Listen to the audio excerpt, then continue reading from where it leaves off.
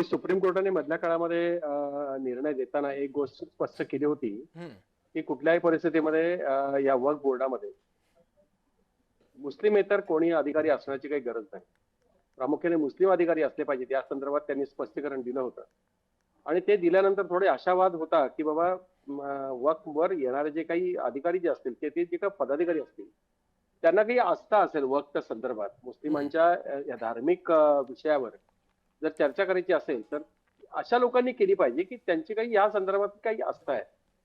Supreme कोर्टाने हे indicate केल्यानंतर असं वाटत होतं की आता काही निर्णय असा स्पष्ट मिळेल की वक्फ बोर्डावरती बहुतांश मुस्लिमांचा चांगला अधिकार असेल, हक्क असेल. पण आजच्या निकालाने तसं काही झालेलं नाही.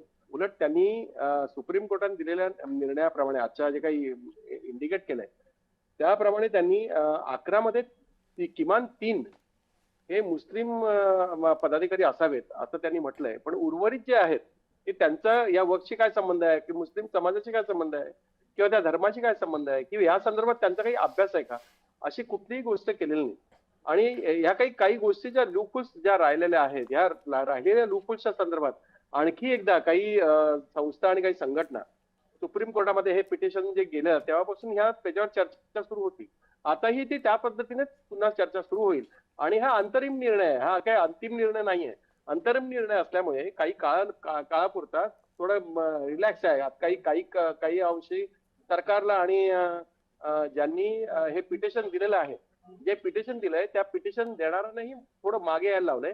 त्याचं कारण असं आहे की कुठल्याही परिस्थितीमध्ये देशामध्ये धार्मिक तणाव या निमित्तानं होऊ नये हं. असं एक इंडिकेट सुप्रीम कोर्टाने केलं असं वाटतंय.